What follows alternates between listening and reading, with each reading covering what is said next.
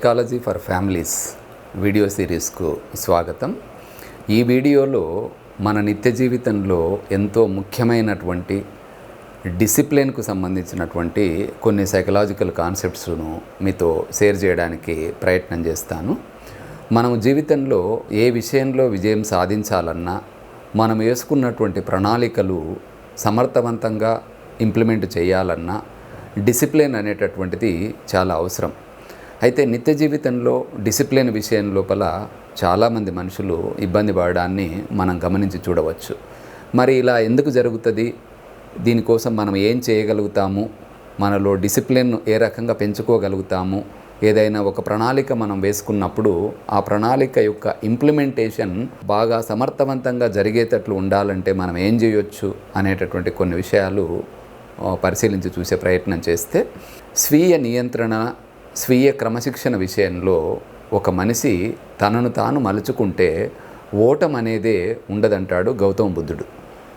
స్వీయ నియంత్రణ, స్వీయ క్రమశిక్షణ అనేటటువంటిది చాలా అవలీలగా వ్యక్తికి అలవాటు పడేటటువంటిది అయితే కాదు.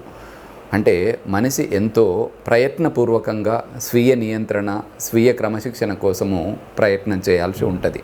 నిత్య జీవితంలో ఎవరిని గమనించినా ఏ న్యూ ఇయర్ సమయంలోనూ కొత్త సంవత్సరం మొదటి రోజున వేసుకున్నటువంటి అనేక ప్రణాళికల్లో సంవత్సరం తిరిగి చూసేసరికి కేవలం కొన్నింటిని మాత్రమే సమర్థవంతంగా పూర్తి చేయడాన్ని, అనేక ప్రణాళికలు అనుకున్న స్థాయిలో ఇంప్లిమెంట్ కాకపోవడాన్ని మనం గమనించి చూడవచ్చు.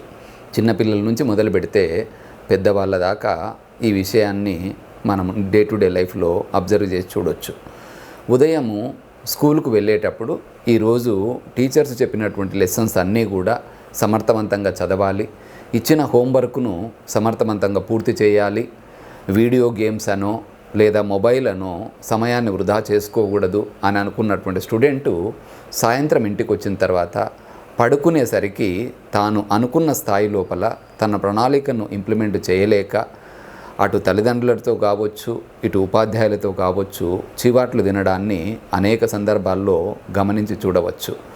ఇక పెద్దవాళ్ళ విషయానికి వస్తే కూడా ఏ సిగరెట్ తాగే అలవాటు ఉన్నటువంటి వ్యక్తో లేదా ఏ ఆల్కహాల్ సేవించే అలవాటు ఉన్నటువంటి వ్యక్తో ఈ రోజు నుంచి దీన్ని ఆపేయాలి, నేను తాగకూడదు అని నిర్ణయించుకున్న తర్వాత కూడా ఏ చిన్నప్పటి స్నేహితుడు కనిపించినప్పుడు కలవగానే ఈరోజు ఒక్కరోజు వాయిదా వేసుకుందాం, రేపటి నుంచి చేద్దాము అనేటటువంటి ఆలోచనతోన సిగరెట్ తాగడానికో ఆల్కహాల్ సేవించడానికో మనిషి లొంగిపోవచ్చు.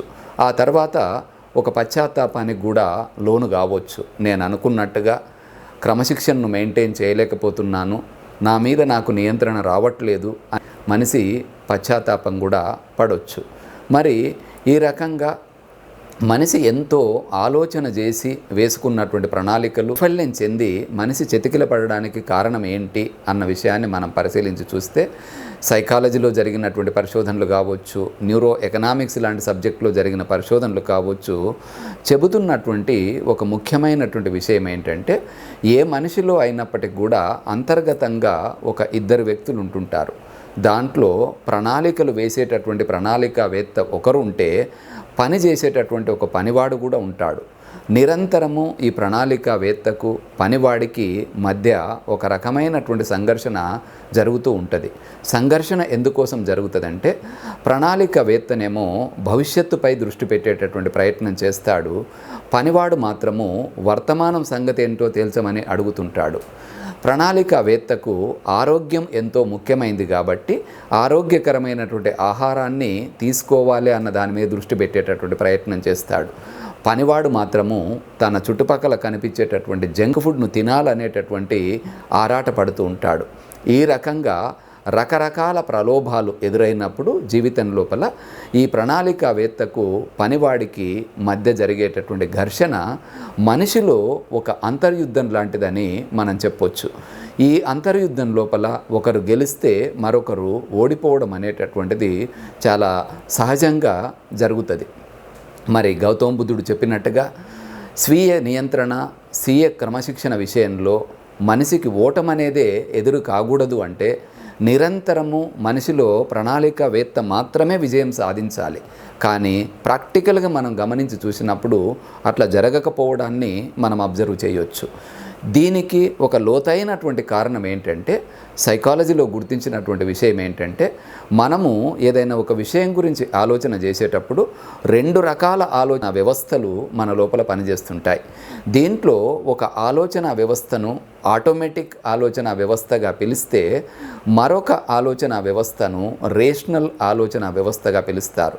అంటే హేతుబద్ధతతో కూడినటువంటి ఆలోచన వ్యవస్థ ఒకటి పనిచేస్తూ ఉంటే, చాలా అవలీలగా పనిచేసేటటువంటి ఇంకొక ఆలోచన వ్యవస్థ కూడా మన లోపల నిరంతరం ఉంటుంది. నిత్య జీవితంలో ఏ మనిషి జీవితాన్ని మనం గమనించి చూసినప్పటికి కూడా మనిషి ఆటోమేటిక్ ఆలోచన వ్యవస్థనే ఎక్కువ బలంగా పనిచేస్తుంటుంది.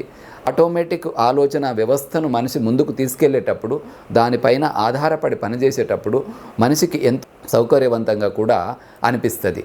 దీనివల్ల రేషనల్ మైండ్ అనేటటువంటిది ఒక బ్యాక్ సీట్ తీసుకునేటటువంటి అవకాశం ఉంది. సాధారణంగా ఇలాంటి సందర్భాల్లోనే మనిషి డిసిప్లిన్ విషయం లోపల, ప్లానింగ్ను ఎగ్జిక్యూట్ చేసేటటువంటి విషయం లోపల ఫెయిల్ కావడానికి అవకాశం ఉంటుంది.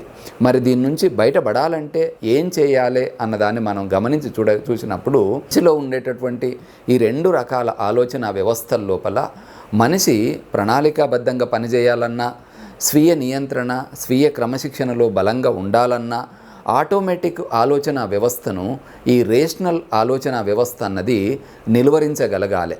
ఆ రకంగా జరగాలంటే మరి ఏం చేయాలి అన్నది మనం గమనించి చూస్తే గనక, కార్ల్ యూంగ్ అనేటటువంటి ఒక సైకాలజిస్ట్ చెప్పినటువంటి మాటలను మనం గుర్తుకు తెచ్చుకోవాలి.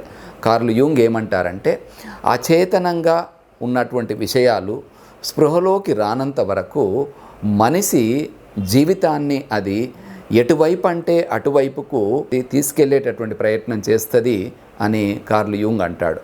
అంటే మనిషి నిరంతరం ఒక స్పృహతోన ఉన్నప్పుడు ఈ రేషనల్ మైండ్ అనేటటువంటిది బలంగా పనిచేయడానికి అవకాశం ఉంటుంది. ఉదాహరణకు మనిషి యొక్క ప్రధానమైనటువంటి లక్ష్యాలు ఏంటి, ఏ లక్ష్యాల కోసం తను పనిచేయాలి అనేటటువంటి నిరంతర స్పృహతోన మనిషి తనను తాను చెక్ చేసుకుంటూ కనుక ఉన్నట్లయితే ఆటోమేటిక్ వ్యవస్థకు మనిషి లొంగిపోవడం అనేటటువంటిది తగ్గుతుంది. రేషనల్ థింకింగ్ అనేటటువంటిది, రేషనల్ మైండ్ అనేటటువంటిది ఎక్కువ బలంగా పనిచేయడానికి అవకాశం ఉంటుంది.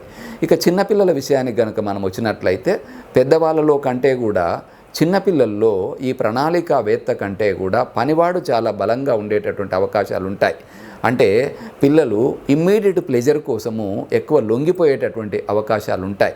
తక్షణ ఆనందం కోసము పిల్లలు తమ స్వీయ నియంత్రణను, స్వీయ క్రమశిక్షణను కోల్పోవడం జరుగుతూ ఉంటుంది. అందుకోసము ఏదైనా విషయంలో పిల్లలు సక్సెస్ఫుల్గా ముందుకు వెళ్ళాలని చెప్పేసి మనం అనుకున్నప్పుడు, వారు అనుకున్న విధంగా ప్రణాళికాబద్ధంగా జీవితాన్ని గడపాలని అనుకున్నప్పుడు బయట నుంచి మనం పిల్లలకు సరైనటువంటి సహకారాన్ని కూడా అందించాలి. ఉదాహరణకు ఏదైనా ఒక చైల్డ్ ఉదయము ఫలానా సమయానికి లేవాలి, 6 గంటలకో లేవాలి, 5 గంటలకో లేవాలని తల్లిదండ్రులకు అనిపించినప్పుడు ఆ సమయానికి పిల్లలు లేవలేకపోతే గనక వారిని శిక్షించేదానికంటే కూడా అంతకు ముందు రోజే సమయానికి లేవడం యొక్క ప్రాధాన్యత ఏంటో పిల్లలకు అర్థం చేయించడము, దానివల్ల కలిగేటటువంటి బెనిఫిట్స్ ఏంటో పిల్లల మనసులో కూర్చుండేటట్టుగా చేయడము, ఒక అలారం క్లాక్ అనేటటువంటిది పిల్లల పక్కన పెట్టి ఆ అలారం క్లాక్ సహకారంతోనే లేసేటట్లుగా చేయడము, ఒకవేళ లేవలేకపోతే గనక పిల్లల్ని తట్టి లేపడము, కోపగించుకోవడం అనేదానికంటే కూడా ఒక పర్టిక్యులర్ బిహేవియర్ను పిల్లలు ఇంప్లిమెంట్ చేయడానికి సహకరించడం అనేటటువంటిది చాలా అవసరం. అంటే బయటి నుంచి మనం అందించేటటువంటి సహకారం అనేటటువంటిది మనిషిలో ప్రణాళికావేత్తను బలంగా చేస్తుంది. పనివాడికి లొంగకుండా ప్రణాళికావేత్త పనిచేయడానికి అవకాశాలు ఉంటాయి. ఉదాహరణకు ఇంట్లో ఎవరైనా కుటుంబ సభ్యులు గనక మంచి ఆరోగ్యం కోసం ఫిజికల్ యాక్టివిటీ చేయాలి అనేటటువంటిది ఒకటి ఉన్నప్పుడు, నీవు చెయ్యి ఈ ఫిజికల్ యాక్టివిటీ అని చెప్పిన దానికంటే కలిసి చేయడం వల్ల ఫిజికల్ యాక్టివిటీ చేసేటటువంటి అవకాశాలు పెరుగుతవి అనేటటువంటి విషయాన్ని సైకాలజిస్టులు గుర్తించడం జరిగింది. అంటే మనిషికి బయట నుంచి సరైనటువంటి సహకారం అందినప్పుడు, సరైనటువంటి వాతావరణాన్ని మనము ఏర్పాటు చేసుకున్నప్పుడు, క్రమశిక్షణ విషయం లోపల కూడా ప్రణాళికలను మనము ఇంప్లిమెంట్ చేసేటటువంటి విషయంలో కూడా సక్సెస్ కావడానికి అవకాశాలు ఎక్కువ ఉంటాయి.